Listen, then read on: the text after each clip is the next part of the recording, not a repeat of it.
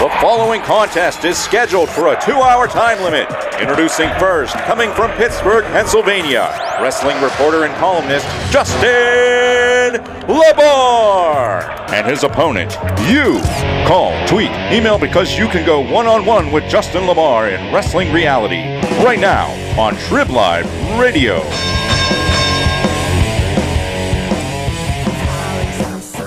Just when I thought after last week with Bruno Sammartino being announced that he's going to go into the WWE Hall of Fame, just when I thought it couldn't get any weirder, or hell, it couldn't get any colder, yesterday came. We got The Rock talking about buying a car off a crackhead in Nashville. True story. We got Dutch Mantel back on WWE television for the first time in 2 decades, and he's making a right-wing political extremist gun spiel, and they gave him the last name Coulter after Ann Coulter. The Olympics is apparently leaving the is getting rid of wrestling. Paul Heyman's hugging and saying "I love you" to CM Punk, and I don't even understand it all. And Jeff frickin' Jarrett is mentioned on Raw. Come on, man, we don't mention Jeff Jarrett. It's Road to WrestleMania. Get out of here.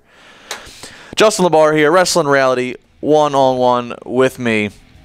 Every single Tuesday, Trib Live Radio. Next Monday, Tonydale Pub. That's right, Tonydale Pub out in Oakdale. That is where we are going to be Monday night, 7 o'clock it starts. Come party, have a live broadcast on location, and then hang out, watch Raw. It is going to be a good time. So that is next Monday at the Tonydale Pub. But let's talk about what happened on last night. The Rock comes out after all the hype. You know, he missed last week. Comes out at the end of the show, and he cuts this. He doesn't really cut a promo. He tells a story about being 15 years old, hanging out with Harvey Whippleman, who that's downtown Bruno, for those of you who didn't get that reference. And he's in Nashville in a bar, underage, and then he talks about a crackhead coming in, giving him a car. He goes out, drives the car around, realizes the car was stolen. He drops it off a Burger King parking lot, and he goes back to Tootsie's Lounge in Nashville. And he tied all of that in to why you should buy the fight between he and CM Punk this Sunday. We'll talk about the fight, but let me talk about The Rock here. I've said it before. For those of you who hate on the fact that The Rock has the WWE Championship on the road to WrestleMania, shame on you. It's good business, okay? It really is. I know he's the people's champ, and I know he's got the title, and well, he's not defending it, and blah, blah, blah, blah, blah. But the fact of the matter is he's got this Snitch movie. He's got a G.I. Joe movie coming out right around WrestleMania. He's got things to promote, plus WrestleMania. Having Dwayne The Rock Johnson, the top guy in Hollywood, getting paid with the WWE Championship, it's good business for WWE, okay? It is. But here's my critique on The Rock. While he may be The Rock, and he can, get away with not defending the title for, but once every month, I'm starting to question how good he is on the mic anymore. And listen to me out here before you groan. The Rock is talented. He has charisma, no doubt about it. He's got $1 million smile that melts any girl at the knees here. But take a look at his promo. Word on the street is backstage, his colleagues, his peers, weren't too impressed with his storytime promo, and that the fact that it was the final sell the pay-per-view promo on the Go Home show, the final segment of the Go Home Raw. And I agree with them. It didn't really do much. And let's take a look at The Rock here. The Rock gets a lot of laughs and a lot of cheers and a lot of pops, but it's because he has no rules to follow.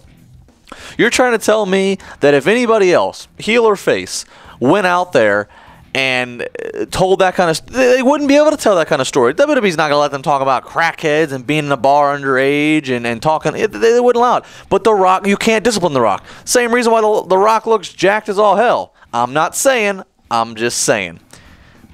What rules is he following around there? He has no rules to follow, so that's why he's The Rock. Of course, anybody can do anything when they have no boundaries. You have no boundaries, okay? And I mean, that was ridiculous. That was simply him needing to fill 10 minutes, so he gave some funny story that got cheap pops, okay? It's like going to speak to a high school class and you drop the F-bomb once or twice in funny context. You're going to get a reaction out of them because they're in school, they're not used to hearing the F-bomb. Well, we're watching Raw, we're not used to hearing about crackheads selling cars.